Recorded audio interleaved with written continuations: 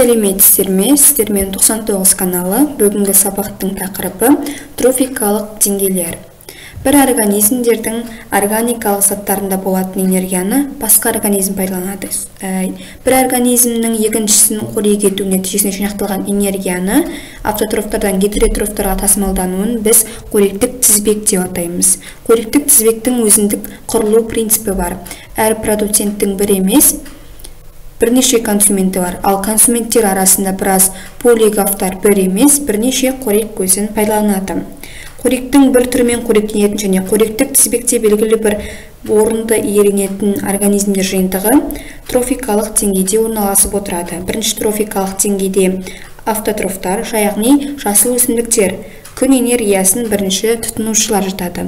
Екіншісіне шөп қоректі жануарлар, үшіншісіне шөп қоректі жануарлармен қоректенетін жыртқыштар. Ал төртіншісіне бірінші реттік консументтердің паразиттері, екінші реттік жыртқыштар және екінші реттік консументтердің паразиттері жатады. Әрбір трофикалық деңгейде тұрған организмдер табиғатында қоректің белгілі бір түрін тұтынуға бейімделеді. Ол қорек алдыңғы трофикалық деңгейдегі организмдер болып табылады. Қоректік тізбектерді жалпы негізгі екі түрге бөліп қарастырамыз: жайылымдық және детриттік. Автотрофты фотосинтездей алатын организмдерден басталатын қоректік тізбектерді жайылымдық немесе жеу тізбектері деп атаймыз. Олардың негізі жасыл өсімдіктер болып саналады.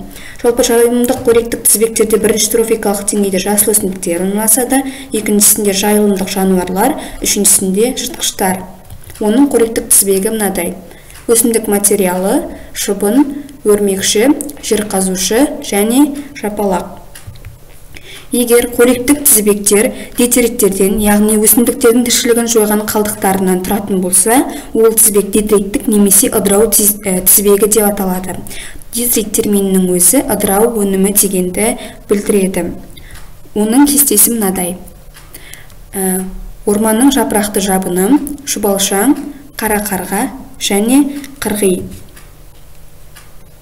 Жайылымдық тізбектен детриттік тізбектің айырмашылығы: детриттік тізбек бойымен қозғалу кезінде организмдердің өлшемі өспейді, керісінше кішірейіп отырады. Осылайша мұнда екінші деңгейде жәндіктер бейітші тұруы мүмкін, бірақ детриттік тізбектің ең негізгі типтік өкілдері саңырауқұлақтар мен микроорганизмдер болып табылады.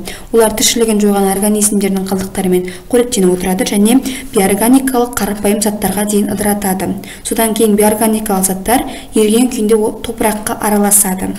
Жайылымдық тізбектің төбесінде орналасқан жасыл өсімдіктер оларды тамыр арқылы өзіне сіңіреді. Кейін зат айналымының жаңа шеңберіне бастама беріп отырады. Кез келген қоректік тізбекке байланысты жалпы ережелер бар. Қауымдастықтың әрбір трофикалық деңгейінде қорекпен бірге сіңірілетін энергияның басым бөлігі тіршілік ету үшін жұмсалып, шашырап кетеді және одан әрі қарай организмдер оны қолдана алмайды. Осылайша әрбір трофикалық деңгейде тұтынылатын қорек толығымен ассимиляцияланбайды. Оның елеулі бөлігі зат алмасуға жұмсалып отырады. Қорек тізбегінің әрбір келесі буынына ауысқанда келесі, одан кейін жоғарырақ трофикалық деңгейде берілетін пайдалануға жарамды энергия мөлшері азаятын болады.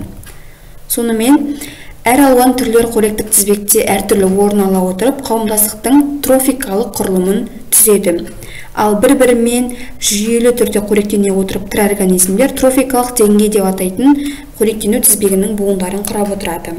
Бұдан шығатын қорытынды трофикалық деңгей дегеніміз қоректік тізбекті жалғастырушылар арқылы қорекке айналған күн энергиясын тұтынушы организмдердің жиынтығы болып табылады. Назарларыңызға рахмет. Сіздермен болған 99